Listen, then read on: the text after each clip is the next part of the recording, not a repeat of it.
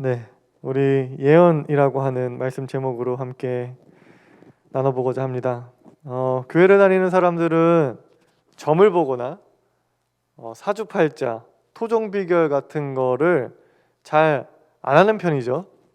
근데 모두가 그런 것은 아니죠.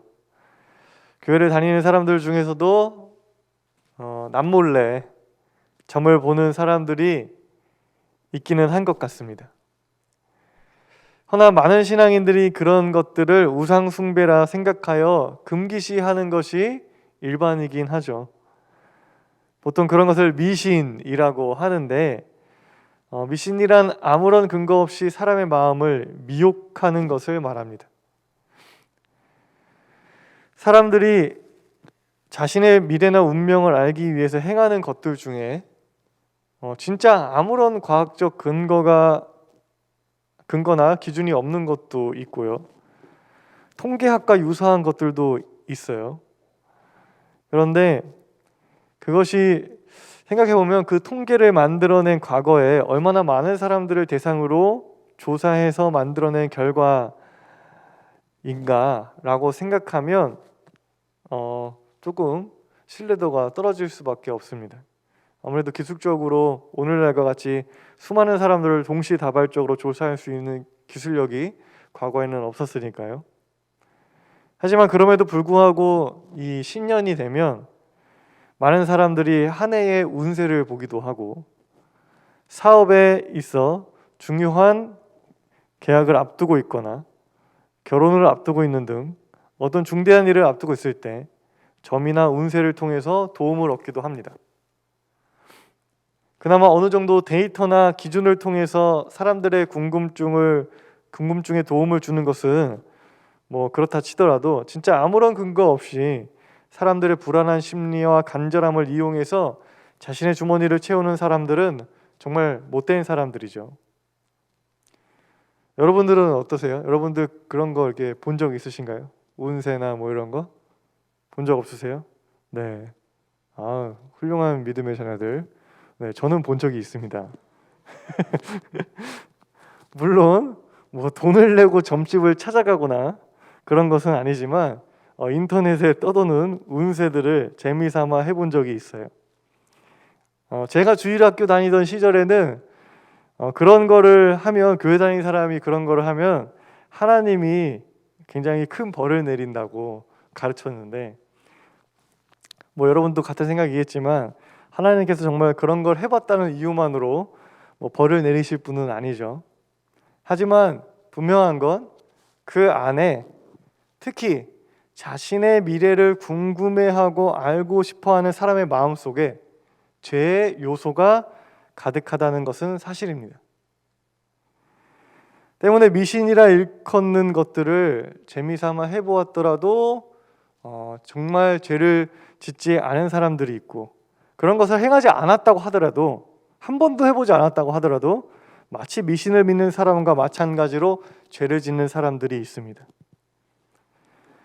그렇다면 근본적인 질문을 여러분에게 한번 던져볼게요. 신앙이 있는 사람이 미신적인 방법으로 자신의 운명이나 미래를 알려고 하는 것은 나쁠까요? 왜 나쁘다고 생각하시나요? 하나님이 유일한 신인데 다른 신에게 미래를 물어보기 때문일까요? 그렇죠. 그럴 수 있죠. 그렇다면 두 번째 질문. 그럼 하나님께 물어보는 것은 괜찮을까요? 자신의 미래를 알려달라고 내가 이 계약을 진행해도 될지 내가 저 사람과 결혼해도 될지 그리고 며칠에 이사를 가면 좋을지 알려달라고 하나님께 묻는 것은 괜찮을까요? 하나님은 진정한 신이시니까 유일한 신이시니까 하나님께 나의 미래를 알려달라고 하는 것은 괜찮을까요? 그리스도인들 중에 하나님을 통해 자신의 운명이나 미래를 알려고 하는 사람들이 있습니다. 그리고 그런 것이 성경이 말하는 예언이라고 알고 있는 경우가 많아요. 하지만 성경이 말하는 예언이란 미래를 점치거나 맞추는 것이 아닙니다. 만약 누군가가 하나님을 통해서 자신의 운명을 알려하거나 미래의 일들을 알아맞히려 한다면 그것은 올바른 신앙인의 자세가 아니에요. 더 분명하게 말하면 그 사람은 하나님을 제대로 믿고 있다고 말할 수가 없습니다. 여러분, 조인성이랑 정우성이랑 주연했던 더킹이라고 하는 영화 본 적 있으세요? 네, 권력을 잡기 위해서 애쓰는 검사들의 이야기를 다룬 영화인데, 이제 그곳에서 인상 깊었던 장면 중 하나는 바로 이 검사들이 구술하는 장면이었습니다. 검사들이 자신이 원하는 사람이 대통령이 되게 하기 위해서 구술하는 장면인데, 굉장히 평소에는 검사들이 딱 정장도 입고 굉장히 멋있고 품이 있는데, 그 구술할 때는 품이고 뭐고 없이 정말 열심히 굿에 동참하는 것이 우스워 보였던 장면입니다. 영화 속에서 이제 검사들은 대통령이 누가 되느냐에 따라서 자신의 출세가 좌우되기 때문에 자기가 어느 줄에 서야 되나, 누가 대통령이 되어야 하는지 굉장히 궁금해하고, 아니면 이 사람이 대통령이 되어야 해라고 하는 분명한 바람을 갖고 있습니다. 그래서 누가 대통령이 될지 점을 보기도 하고 자신이 원하는 대통령이 당선되기를 바라면서 구술하기도 하는 거죠. 구술하는 이 영화 속의 장면은 우리들의 굉장히 비신앙적이고 죄악된 모습을 잘 드러내고 있습니다. 영화 속에서 점을 보거나 구술하는 이 검사들의 동기가 분명해요. 뭐냐면 권력과 성공을 향한 욕망이에요. 그들의 행위는 단순히 미래를 알기 위함이 아니에요. 그냥 단순히 무슨 일이 일어날까 그냥 궁금한 게 아니에요. 자신이 원하는 일들이 일어날 것인가? 아니지. 더 분명히 말하면 일어나야 해 라고 하는 욕망으로 가득 차 있습니다. 저는 뭐 안 해봤으니까 모르지만 듣기로 구술하는데 비용이 어마어마하다고 해요. 굉장히 비싸다고 합니다. 즉 힘과 권력이 있는 사람들은 원하는 것이 있으면 엄청난 돈을 지불해서라도 자신이 원하는 것을 이루려고 하죠. 어떻게든 그 일이 일어나게끔 하려고 합니다. 그리고 엄청난 돈을 지불하면서 구술한다는 것은 자신이 가진 돈으로, 힘으로 신도 움직일 수 있다는 교만한 심리가 깔려 있는 것입니다. 즉 미신이든 뭐든 간에 자신의 미래나 운명을 알려 하는 사람들의 마음속에는 많은 경우 욕망이 가득해요. 물론 무언가를 욕망한다는 것 자체가 나쁜 것은 아니에요. 욕망이 나쁜 것은 아닙니다. 우리에게는 누구나 욕망이 있어요. 이루고 싶고 원하는 것이 있어요. 그것이 삶의 원동력이 되기도 하죠. 하지만 자신의 바람과 욕망을 옳고 그름, 절대적인 선과 악을 기준으로 판단하지 않는 것이 죄입니다. 나에게 욕망이 있어요. 근데 그 욕망을 옳은 것인가, 그른 것인가, 의로운가, 그렇지 않은가, 선한가, 악인가 판단하지 않는 것은 죄입니다. 영화의 이야기를 계속 예로 들어보면 영화 속 이 검사들은 누가 대통령이 되어야 옳을까, 어떤 선택이 정의로울까, 어떤 대통령이 이 대한민국을 더 깨끗하게 하고 그 다음에 국민들을 더 이롭게 할 것인가 고민하지 않아요. 그러한 성찰과 고민보다는 자신에게 유익과 이익을 가져다 줄 대통령을 소망할 뿐입니다. 그러한 나 중심의 생각, 나에게 유익이 되면 선한 것이고 나에게 피해와 불편을 끼치면 그것이 불의하다라고 하는 나 중심적 사고가 우리 인간들의 죄인 것이죠. 그리고 나 중심의 사고를 부추기면서 독려하는 것이 바로 미신인 것입니다. 욕망에 대한 옳고 그름보다도 그저 그것이 이루어질 것인가 아닌가만 알려줘요. 누가 운세를 봐요. 너 이거 내가 이런 걸 원하는데 이렇게 될까요? 내가 대학에 갈까요? 내 취업을 할까요? 뭘 할까요? 물어봐요. 그럼 그 사람은 그게 일어날지 안 일어날지 알려주겠죠. 점집에서. 그 욕망이, 그 바람이 옳은 것인가? 그것이 무엇을 위한 것인가? 그게 선한 것인가? 그거 궁금해하지 않습니다. 그냥 알려줘요. 그 일이 일어날지 안 일어날지. 그리고 그 일이 나쁘든 좋든 일어나게 하려면 이렇게 해야 된다고 알려주죠. 그러니 그러한 미신은 신앙인이 배격해야 하는 것 중 하나인 것입니다. 그런 나 중심의 마음이 우리 안에 있다면 그러한 마음으로 하나님을 믿고 하나님께 기도한다면 그것은 미신을 믿는 것과 크게 다르지 않은 것입니다. 그러한 신앙은 여전히 하나님을 믿는 것이 아니라요, 자신의 욕망을 이루어줄 우상을 숭배하는 것이죠. 오늘 함께 읽은 이 예레미야의 말씀에는 거짓 예언자들을 향한 분노를 금치 못하시는 하나님의 모습이 드러나 있어요. 성경에서 예언이란 아까도 말씀드렸듯이 미래의 일을 맞추는 것이 아닙니다. 하나님의 뜻을 선포하는 거예요. 하나님께서 우리들의 역사가 어떤 방향으로 흘러가길 원하십니다 라고 사람들한테 소리쳐 외치는 것입니다.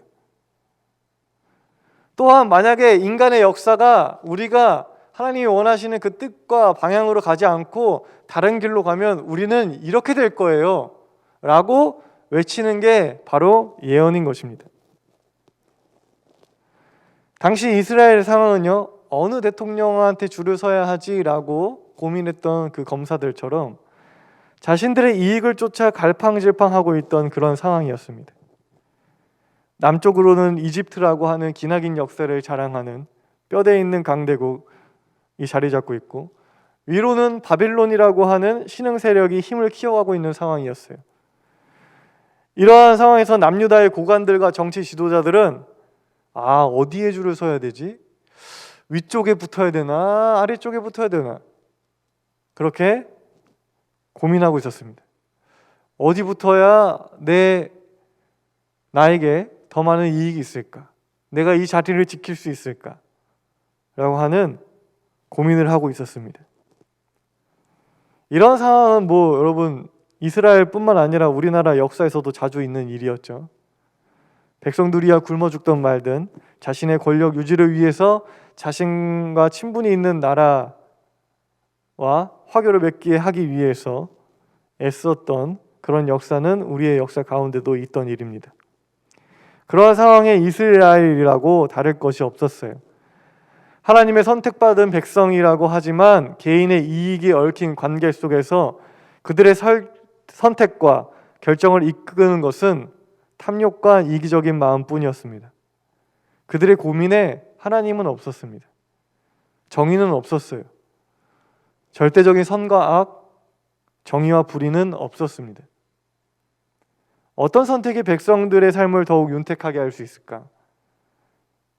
어떻게 하면 하나님의 자녀들을 한 명이라도 더 살릴 수 있을까? 고아와 과부, 나그네를 보호하라고 하는 하나님의 말씀을 위해서 우리는 어떤 선택을 해야 할까? 무엇이 하나님의 뜻일까? 하나님이 원하시는 것은 무엇일까? 그들은 고민하지 않았습니다. 그들은 하나님의 뜻을 궁금해하고 하나님의 뜻을 알려 하기보다 그냥 자신의 욕망이 하나님의 동의를 얻기를 원했어요. 그래서 예언자를 찾아갔습니다. 자신이 욕망이 있어요. 바라는 게 있어요. 근데 여기에 하나님의 보호하심과 하나님의 동의가 있었으면 좋겠어요. 그런 마음으로 예언자들을 찾아간 것입니다. 겉으로 보기에는 하나님의 뜻을 묻는다고 하지만 그들의 마음속에는 자신의 이익과 탐욕, 자기 중심적인 생각이 가득 차 있었어요. 그리고 예언자들은요, 그런 질문을 받는 예언자들은 사람들의 질문에 하나님의 뜻이 아닌 상대가 원하는 소리를 전했습니다.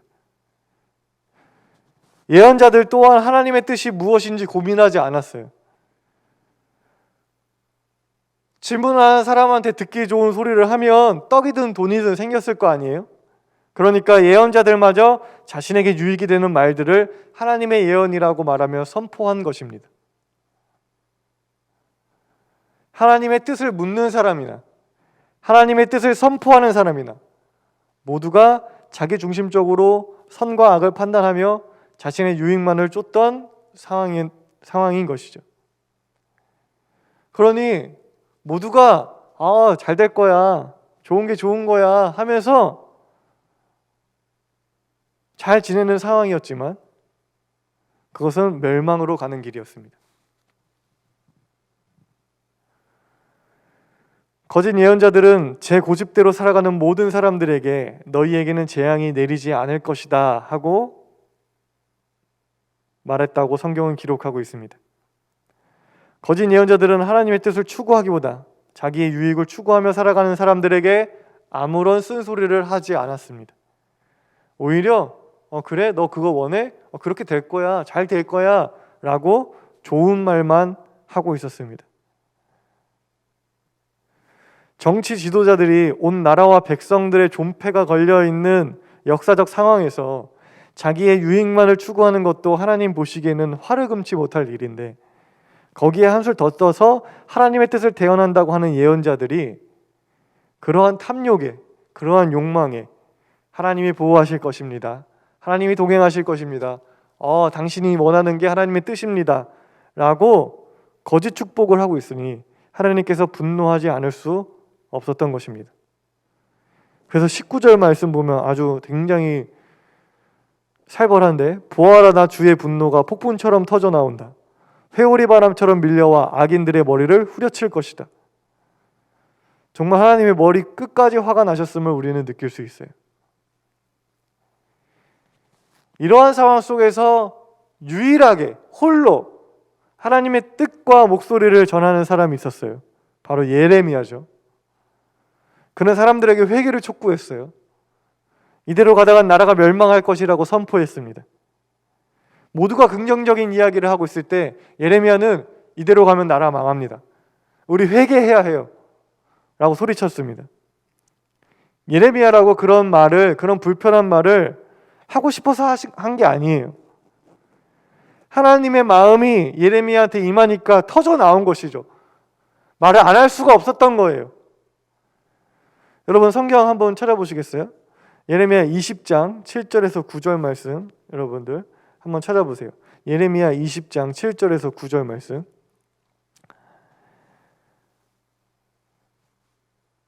예레미야 20장 7절에서 9절 말씀입니다. 우리 함께 한 목소리를 읽어보도록 하겠습니다. 시작. 주님께서 나를 속이셨으므로 내가 주님께 속았습니다. 주님께서는 나보다 더 강하셔서 나를 이기셨으므로 내가 조롱거리가 되니 사람들이 날마다 나를 조롱합니다. 내가 입을 열어 말할 때마다 폭력을 고발하고 파멸을 외치니 주님의 말씀 때문에 나는 날마다 치욕과 모욕거리가 됩니다. 이제는 주님을 말하지 않겠다. 다시는 주님의 이름으로 외치지 않겠다 하고 결심하여 보지만 그때마다 주님의 말씀이 나의 심장 속에서 불처럼 타올라 뼛속에까지 타들어가니 나는 견디다 못해 그만 항복하고 맙니다. 이게 예레미야의 속마음이었어요. 폭력을 고발하고 파멸을 외치니까 사람들이 날마다 치욕과 모욕거리가 되게 합니다. 저를. 그래서 나는 이제 더 이상 예언하지 말아야지, 하나님의 뜻을 말하지 말아야지 다짐했지만 정말 불처럼 타올라서 견디다 못해서 그냥 터져 나옵니다. 예레미야는 사람들에게 쓴소리를 했어요. 좋지 않은 결과를 선포했고요. 회개를 촉구했습니다. 너희들 지금 잘못하고 있는 거야. 그건 하나님의 뜻이 아니야. 예레미야의 예언은 사람들의 마음을 불편하게 했습니다. 그도 그런 말을 하고 싶지 않았어요. 하지만 하나님의 마음이 예레미야한테 임하니까 그것은 불길처럼 터져 나오는 것이었습니다. 그래서 결국 어떻게 됐어요? 모든 것이 예레미야의 말대로 되었죠. 남유다는 멸망하고 바벨론의 포로로 끌려가게 됩니다. 여러분, 근데 예레미야의 말대로 됐다고 예레미야가 진정한 예언자가 아닌 거예요. 예레미야의 말대로 됐으니까 예레미야가 진정한 예언자네? 라고 생각하시면 안 돼요. 아까도 말씀드렸듯이 맞추는 게 중요한 게 아니에요. 예레미야의 가장 속마음은 뭐예요? 자기가 말한 대로 안 되는 거예요. 이대로 가다간 나라가 멸망할 거예요. 그러면 안 돼요. 회개해야 해요. 돌아가야 해요. 그래서 나라가 멸망하지 않았으면 하는 게 예레미야의 진심이에요. 그러니까 나라가 멸망할 거예요 라고 말하는 예레미야의 예언이 맞으면 안 되죠. 근데 항상 예언자들이 하는 말은 그대로 됩니다. 회개하지 않고 돌이키지 않아서요. 여러분, 우리는 무엇에 관심이 있을까요? 여러분들은 무엇에 관심이 있으세요? 우리는 어떤 고민을 하고 있나요? 삶의 선택의 기로에서 우리는 어떤 선택이 나에게 더 큰 이익을 가져다 줄지 관심하고 있지 않나요? 여러분들이 뭔가를 선택해야 할 때, 뭔가를 결정해야 할 때 여러분들의 머릿속에 가득 차 있는 건 뭔가요? 어떤 선택이 나한테 더 유익할 것인가? 어떤 선택이 나를 더 성공시킬 것인가?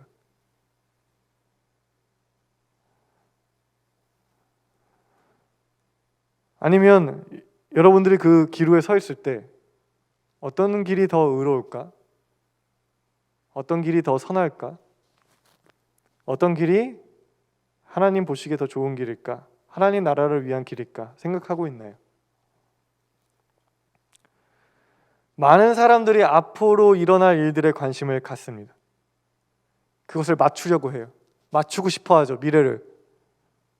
왜요? 미래를 알면 더 많은 이익을 얻을 수 있으니까요. 하지만 그리스도인은 미래를 맞추는 사람들이 아니라 미래를 만들어가는 사람들입니다. 어떤 일들이 일어날까 알아맞히는 것이 아니라 어떤 일들을 일으키는 사람들이에요. 그게 그리스도인들입니다. 하나님 나라를 위해, 하나님 나라를 위한 일들을 일으키는 사람들, 그게 바로 우리예요. 나에게 유익이 될 일들, 내가 원하는 일들을 위해서 하나님의 동의를 구하는 것이 아니라 하나님이 원하시는 일들을 위해서 내가 생각하는 유익들을 포기할 줄 아는 사람들, 그게 바로 우리인 것입니다. 여러분들이 진정한 그리스도인들이 되길 간절히 소망합니다. 그리고 여러분들이 예언하는 사람이 되길 소망해요. 앞으로 뭐가 발달한다더라, 앞으로 뭐가 어떻게 변한다더라, 앞으로 뭐가 블루오션이다더라 고민하고 예측하여 더 많은 유익과 이익을 창출하는데 마음과 시간을 빼앗기기보다